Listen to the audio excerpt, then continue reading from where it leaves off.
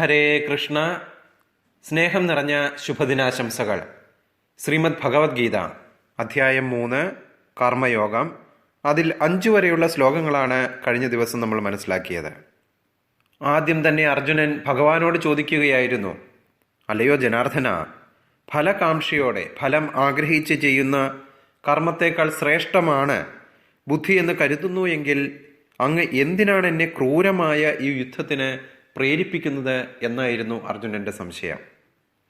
അങ്ങ് പറയുന്നത് പൂർണ്ണമായും എനിക്ക് മനസ്സിലാകുന്നില്ല. പരസ്പര വിരുദ്ധമായ ദ്വയാർത്ഥങ്ങളുള്ള ഉപദേശങ്ങളാൽ അങ്ങ് എൻ്റെ ബുദ്ധിയെ അമ്പരിപ്പിക്കുകയാണ്. എനിക്ക് ഏറ്റവും ശ്രേയസ്കരമായത് എന്താണ് എന്ന് തീർത്ത് പറഞ്ഞു തരൂ എന്ന് അപേക്ഷിക്കുകയാണ് അർജുനൻ. ഭഗവാൻ മറുപടി പറയുന്നു, ഹേ നിർമ്മലചിത്തനായിട്ടുള്ള അർജുന, ഈ ലോകത്തിൽ സാഖ്യന്മാർക്ക് ജ്ഞാനയോഗം കൊണ്ടും യോഗികൾക്ക് കർമ്മയോഗം കൊണ്ടും 2 വിധം നിഷ്ഠകൾ ഉണ്ട് എന്ന് ഞാൻ മുമ്പ് നിനക്ക് പറഞ്ഞു തന്നിരുന്നു.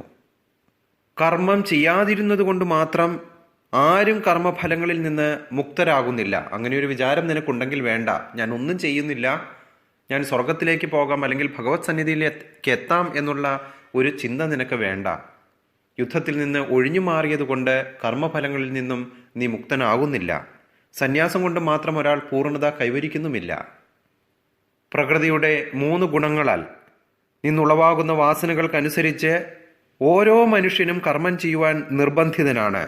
ആർക്കും ഒറ്റ നിമിഷം പോലും കർമ്മത്തിൽ നിന്ന് ഒഴിഞ്ഞു നിൽക്കാനാവില്ല. ഇത്രയുമാണ് ഭഗവാൻ അർജുനനോട് പറഞ്ഞു മനസ്സിലാക്കിയത്.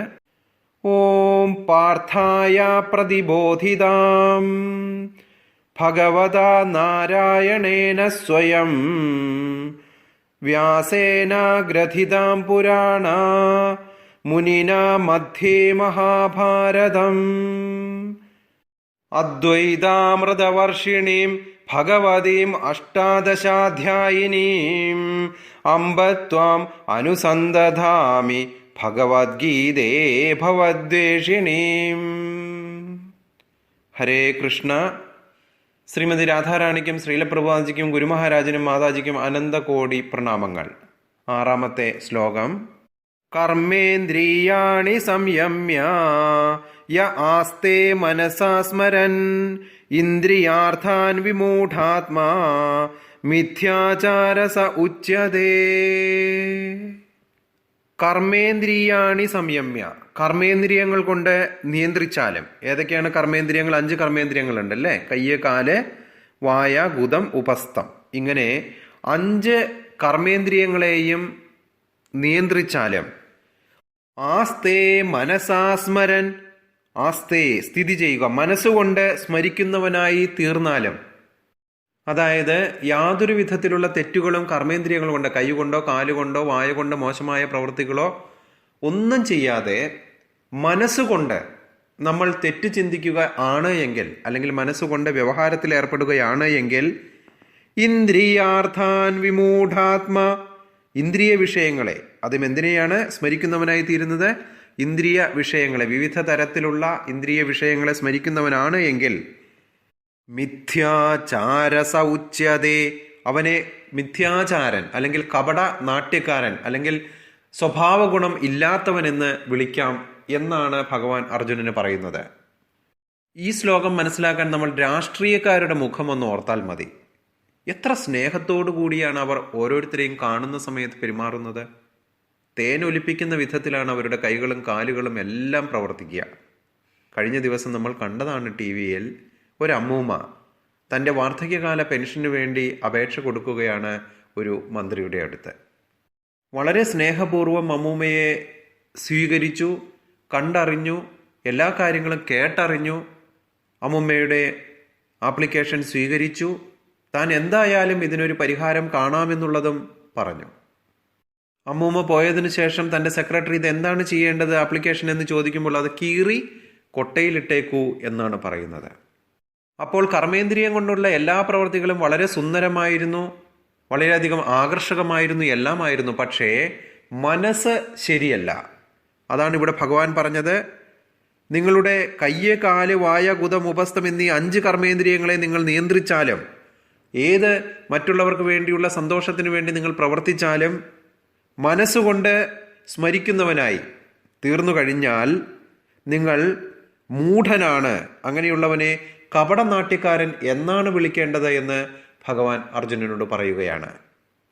ഇതുപോലെ ചില ആൾക്കാരെ നമുക്ക് അമ്പലങ്ങളിലും കാണാം. മേലാസകലം ഭസ്മം പൂശി ആൾക്കാർ കാണുന്ന സമയത്ത് നാരായണ നാരായണ എന്നെല്ലാം ജപിച്ച് ഭയങ്കര ഭക്തിയാണ്, കാലത്ത് മുഴുവനും ഭക്തിയാണ്. വൈകിട്ട് ഓഫീസിൽ നിന്ന് തിരിച്ചു വരുന്ന സമയത്ത് ഈ ഭക്തിയെല്ലാം മറക്കും, പിന്നെ വരുന്ന 4 കാലിലായിരിക്കും. ഇവരും കപടനാട്യക്കാരാണ്. ഭഗവാനെ തീരെ വിശ്വാസമില്ലാത്ത, കാലത്ത് ചെന്ന് ഭഗവാനോട് എല്ലാവിധ ക്ഷമയും പറഞ്ഞ് എല്ലാം ചെയ്യും, പക്ഷെ മനസ്സിന് നിയന്ത്രിക്കാൻ കഴിയുന്നില്ല, ഇന്ദ്രിയങ്ങളെ നിയന്ത്രിക്കാൻ കഴിവില്ല. രാത്രി കുടിച്ച് മതോന്മത്തനായി ഭാര്യയെ ഉപദ്രവിക്കുക എന്നുള്ള വിനോദത്തിൽ ഏർപ്പെടുന്ന അനേകം ആൾക്കാർ നമ്മുടെ നാട്ടിലുണ്ട്. ഇങ്ങനെയുള്ള ആളുകളെയെല്ലാം കപടനാട്യക്കാരൻ എന്നാണ് ഭഗവാൻ വിളിക്കുന്നത്. ഇവരെ ആത്മാർത്ഥത ഇല്ലാത്തവരെന്നും വഞ്ചകൻ എന്നുമാണ് ഭഗവാൻ വിളിക്കുന്നത്. ഇനി ആത്മാർത്ഥത ഉള്ളവരാരാണ്? അടുത്ത ശ്ലോകത്തിൽ ഭഗവാൻ അതും വ്യക്തമാക്കുന്നു. 7ാമത്തെ ശ്ലോകം, യത് ഇന്ദ്രിയാണി മനസ നിയമ്യ ആരഭതേ അർജുന കർമ്മേന്ദ്രിയ കർമ്മയോഗം അസക്ത സവിശിഷ്യതേ. യത് ഇന്ദ്രിയാണി മനസ, ആത്മാർത്ഥതയോടെ ആരെങ്കിലും മനസ്സുകൊണ്ട് ഇന്ദ്രിയങ്ങളെ നിയമ്യ ആരഭതേ അർജുന, നിയമ്യ അടക്കുവാൻ, ആരഭതേ ആരംഭിക്കുന്നുവോ അർജുന, ഒപ്പം തന്നെ കർമ്മേന്ദ്രിയ കർമ്മയോഗം, കർമ്മേന്ദ്രിയങ്ങളെ ഭഗവത് സേവനത്തിലൂടെയും, ഭഗവാനിലുള്ള പൂജകൾ, ഭഗവാന്റെ അമ്പലം വൃത്തിയാക്കൽ, ഭഗവാനെക്കുറിച്ചുള്ള ആരാധന, ഇങ്ങനെയുള്ള നിരവധി കർമ്മയോഗങ്ങളിലൂടെ, ഭഗവത് സേവനത്തിലൂടെ കർമ്മേന്ദ്രിയങ്ങളെ വ്യാപരിപ്പിക്കുകയും ചെയ്യുന്നവൻ അസക്ത സ വിശിഷ്യതേ, അസക്തനായിരിക്കുന്നവൻ അല്ലെങ്കിൽ അത്യുത്തമൻ ആണ് എന്ന് പറയാം. അതായത് ആത്മാർത്ഥതയുള്ള ഒരാൾ പ്രവർത്തന നിരതമായ ഇന്ദ്രിയങ്ങളെ മനസ്സുകൊണ്ട് നിയന്ത്രിക്കുകയും അതിനോടൊപ്പം തന്നെ ആസക്തി കൂടാതെ ഭഗവാനിലേക്ക് തൻ്റെ കർമ്മങ്ങളിൽ ഏർപ്പെടുകയും ചെയ്യുകയാണ് എങ്കിൽ അവനാണ് അത്യുത്തമൻ എന്നാണ് ഭഗവാൻ പറയുന്നത്. പലതരത്തിലുള്ള സന്യാസിമാരുണ്ടല്ലേ, സന്യാസിമാരുടെ നല്ല കാലമാണിപ്പോൾ. എല്ലാവരെയും അല്ല പറയുന്നത് കേട്ടോ. പൊള്ളയായ വാഗ്ദാനങ്ങൾ കൊടുത്ത് പല മന്ത്രവാദങ്ങൾ ചെയ്യാം, പലതരത്തിലുള്ള പൂജകൾ ചെയ്തു കൊടുക്കാം എന്ന് പറഞ്ഞ് ആളുകളെ പറ്റിക്കുന്ന നിരവധി ആളുകളുണ്ട്. അങ്ങനെ ഉള്ളവർ ഒന്നും തന്നെ നല്ലവരായ ആളുകളല്ല. അവരെല്ലാം കപടനാട്യക്കാരാണ്. എന്തെങ്കിലും ഭഗവാന് വേണ്ടി ചെയ്യുന്നു എന്ന് കാണിച്ചുകൊണ്ട് ആളുകളെ പറ്റിച്ച് അതേസമയം മനസ്സുകൊണ്ട് വ്യാപാരത്തിൽ ഏർപ്പെടുന്നവരാണ് അവർ. അതിനേക്കാൾ എത്രയോ നല്ലതാണ് തൻ്റെ കർമ്മങ്ങൾ. ഗൃഹസ്ഥാശ്രമി ആണ് എങ്കിൽ പോലും തൻ്റെ ജീവിത കർമ്മങ്ങൾ എന്തെല്ലാമാണോ അതെല്ലാം ചെയ്ത് ഭഗവത് സേവനത്തിലേക്ക് ഏർപ്പെടുകയാണ് എങ്കിൽ അതാണ് മുക്തിക്ക് വഴി വയ്ക്കുക. അല്ലാതെ സന്യാസ ജീവിതത്തിലൂടെ എനിക്ക് മുക്തി നേടാമെന്നുള്ള പ്രതീക്ഷയൊന്നും വേണ്ട. അതിനേക്കാൾ എത്രയോ ഉത്തമമാണ്, അത്യുത്തമമായ പ്രവൃത്തിയാണ് ഗൃഹസ്ഥാശ്രമ ജീവിതത്തിൽ ഇരുന്നു കൊണ്ട് തന്നെ തൻ്റെ കർമ്മങ്ങൾ നിർവഹിച്ച് ഭഗവത് സാമ്രാജ്യം പോകുവാനുള്ള അവസരമാണ് നിനക്കുള്ളത്. അത് നീ ചെയ്യൂ അർജുന എന്നാണ് ഭഗവാൻ പറയുന്നത്. 8ാമത്തെ ശ്ലോകം, നിയതം കുരു കർമ്മത്വം കർമ്മജ്യായോ ഹി അകർമ്മണ ശരീരയാത്ര അഭിജതേ ന പ്രസിദ്ധേത കർമ്മണ. നിയതം കുരു കർമ്മത്വം, നീ നിനക്ക് വിധിക്കപ്പെട്ട കർമ്മത്തെ ചെയ്യുക. കുരു ചെയ്യുക. നീ നിനക്ക് വിധിക്കപ്പെട്ടത് എന്താണോ, ക്ഷത്രിയൻ എന്ന നിലയിൽ യുദ്ധത്തിന് തയ്യാറെടുത്ത് വന്നിരിക്കുന്ന സൈന്യാധിപനായ അർജുനൻ എന്ത് കടമയാണോ നിർവഹിക്കേണ്ടത്, എന്ത് കർമ്മമാണോ ചെയ്യേണ്ടത്, അതിനെക്കുറിച്ചാണ് നീ ചിന്തിക്കേണ്ടത്. ആ കർമ്മം നീ ചെയ്യൂ. കർമ്മ ജായോഹി അകർമ്മണ, നൈഷ്കർമ്മത്തെക്കാൾ, കർമ്മം ചെയ്യാതിരിക്കുന്നതിനേക്കാൾ ശ്രേഷ്ഠമാണ് കർമ്മം ചെയ്യുന്നത്. ഒന്നും ചെയ്യാതിരിക്കുന്നതിനേക്കാൾ എത്രയോ ഭേദമാണ് തൻ്റെ കർമ്മം ചെയ്യുക എന്നുള്ളത്. ശരീര യാത്രാഭിജതേ, ശരീരം പരിപാലിക്കാൻ പോലും, ശരീരത്തിന് മുൻപോട്ട് പോകണം, നിന്റെ ഈ ശരീരം കൊണ്ടുപോകണം എന്നുണ്ടെങ്കിൽ കൂടിയും ന പ്രസിദ്ധേത കർമ്മണ, കർമ്മരഹിതനായി ഇരുന്നാൽ നിനക്കതിന് സാധ്യമല്ല. നീ മനസ്സുകൊണ്ട് നിയന്ത്രിതമായ കർമ്മം ചെയ്യുക. എന്തുകൊണ്ടെന്നാൽ കർമ്മമാണ് അകർമ്മത്തെക്കാൾ ശ്രേഷ്ഠം. കർമ്മം ചെയ്യാത്ത പക്ഷം നിനക്ക് ശരീരപാലനം പോലും സാധ്യമല്ല എന്ന് ഭഗവാൻ പറയുന്നു. ഈ കർമ്മങ്ങൾ എങ്ങനെയാണ് ചെയ്യേണ്ടത്? യജ്ഞാർത്ഥാത് കർമ്മണോ അന്യത്ര ലോകോ അയം കർമ്മബന്ധന തത് അർത്ഥം കർമ്മ കൗന്ദേയ മുക്ത സംഗസമാചര. യജ്ഞാർത്ഥാത് കർമ്മണോ അന്യത്ര. യജ്ഞത്തിനുള്ള കർമ്മം ഒഴിച്ച്. എന്താണ് യജ്ഞത്തിനുള്ള കർമ്മം? താൻ ചെയ്യുന്ന പ്രവൃത്തികളിലെല്ലാം ഭഗവാനാണ് എന്നുള്ള രീതിയിൽ ചെയ്യുന്നതാണ് യജ്ഞാർത്ഥമായിട്ടുള്ള കർമ്മം. യജ്ഞാർത്ഥമായിട്ടുള്ള കർമ്മങ്ങൾ ഒഴിച്ച് ലോകോ അയം കർമ്മബന്ധന, മറ്റു കർമ്മങ്ങളെല്ലാം തന്നെ ബന്ധിപ്പിക്കപ്പെട്ടതാണ് ഈ ലോകം.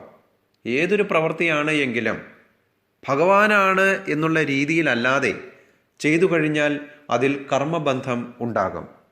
തത് അർത്ഥം കർമ്മ കൗന്ദേയ, നീ കർമ്മം ഭഗവാനെ എന്ന രീതിയിൽ നിർവഹിക്കുക അർജുന.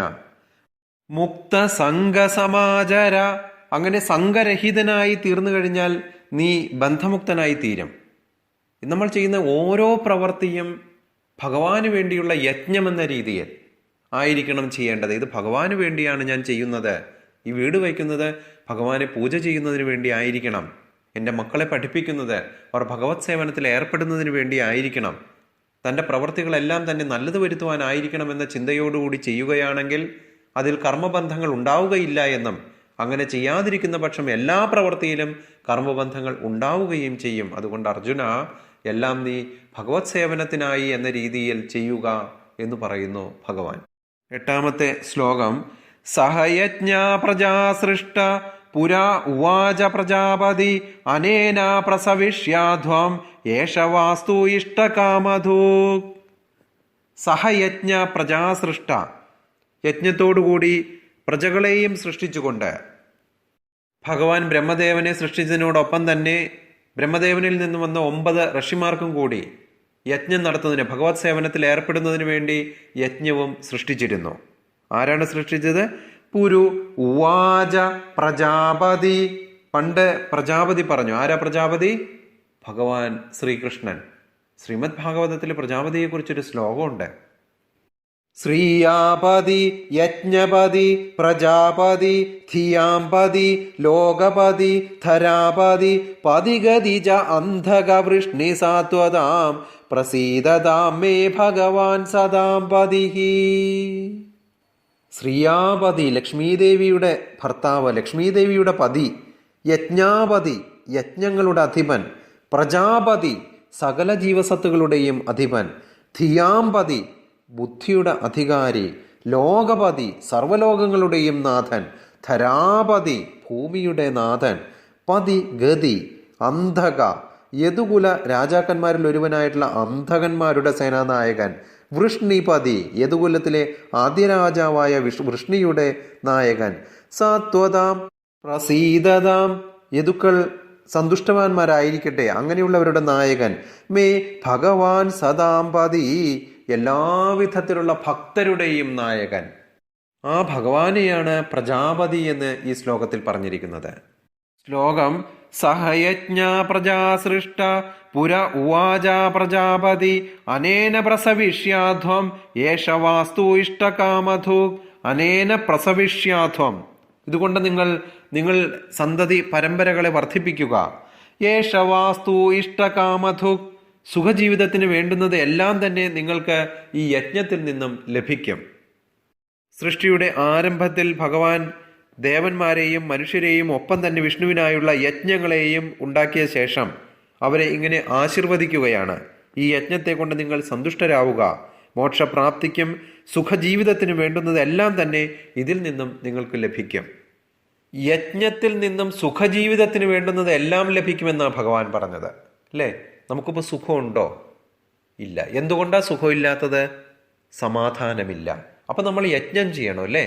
എന്താണ് കലികാലത്തിലെ യജ്ഞം?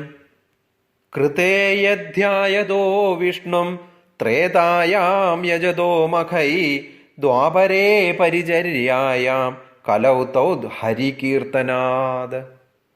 സത്യയുഗത്തിലെ യുഗധർമ്മമായ വിഷ്ണുധ്യാനവും ത്രേതായുഗത്തിൽ യജ്ഞഹോമാദികളും ദ്വാപരയുഗത്തിൽ വിഗ്രഹാരാധനയും നൽകുന്ന അതേ ആധ്യാത്മിക ഫലം കലിയുഗത്തിൽ ഹരേ കൃഷ്ണ മഹാമന്ത്ര ജപം കൊണ്ട് ലഭിക്കുന്നു. ഈ ഹരിയുടെ നാമമാണ് കലിയുഗത്തിലെ യജ്ഞം. പണ്ട് കാലത്തെ പോലെ ആളുകൾക്ക് ഇപ്പോൾ അത്ര ആയുസ്സൊന്നുമില്ല. മാത്രമല്ല, ഇപ്പോഴത്തെ യജ്ഞങ്ങളെല്ലാം വാട്സപ്പ് യജ്ഞങ്ങളാണ്. നാമം ചൊല്ലുക എന്നുള്ളത് വാട്സപ്പിൽ കൂടിയാണ്. മൊബൈൽ എടുത്തു വയ്ക്കും, അതിനെ ആരാധിക്കും, അതിലേക്ക് നോക്കിക്കൊണ്ട് തൻ്റെ കൈ അമർത്തി ഭഗവാനോട് കൂമ്പുന്ന രീതിയിലാണ് കൈയമർത്തിക്കൊണ്ട് നാരായണ ജപം അല്ലെങ്കിൽ ഏതെങ്കിലും തരത്തിലുള്ള നാമങ്ങൾ പറയും. അതിൻ്റെ ഉദ്ദേശം ഇത് കേൾക്കുന്ന 10 പേർ തങ്ങളുടെ കൈ പൊക്കണം, ഭഗവാൻ സംപ്രീതനാകണം എന്ന ഉദ്ദേശത്തോടു കൂടി അല്ല ഇത് ചെയ്യുന്നത്. 4 പേർ നല്ലതാണ് എന്ന് പറയണം. അങ്ങനെ പറഞ്ഞു കഴിഞ്ഞാൽ പിറ്റേ ദിവസം 2 മിനിറ്റാണ് വാട്സപ്പിൽ നാമം ചൊല്ലിയത് എങ്കിൽ പിറ്റേ ദിവസം 4 മിനിറ്റ് ആക്കാം.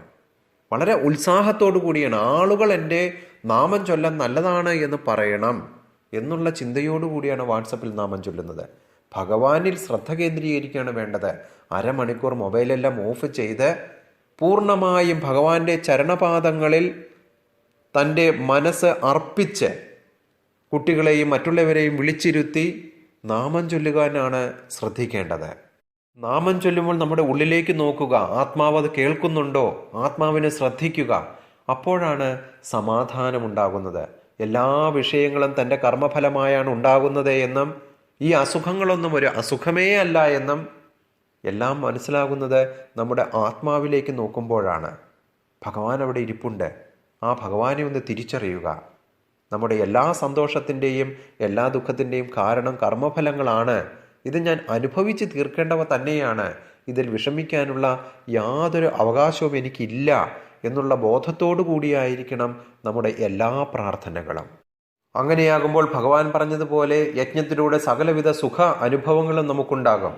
മനസ്സിൻ്റെ സുഖമാണ് സുഖമല്ലാതെ ശരീരത്തിൻ്റെ സുഖമല്ല സുഖം. ഇത് മനസ്സിലാക്കുക. എല്ലാവിധത്തിലുള്ള അസുഖങ്ങളും വിഷമങ്ങളും വരുന്നത് കർമ്മഫലമാണ് എന്ന് മനസ്സിലാക്കുക. എൻ്റെ എല്ലാവിധത്തിലുള്ള കർമ്മഫലങ്ങളും ഈ ജന്മത്തിൽ തന്നെ അനുഭവിച്ച് തീരണമേ എന്ന് ഭഗവാനോട് പ്രാർത്ഥിക്കുക. എന്നാൽ സകല സുഖങ്ങളും നമുക്ക് അനുഭവിക്കാൻ സാധിക്കും. ഇന്നത്തെ ശ്രീമദ് ഭഗവത്ഗീത പാരായണ ഭഗവാന്റെ പാദപങ്കജങ്ങളിൽ സമർപ്പിക്കുന്നു. ഏവർക്കും സ്നേഹം നിറഞ്ഞ ശുഭദിനാശംസകൾ. ഹരേ കൃഷ്ണ.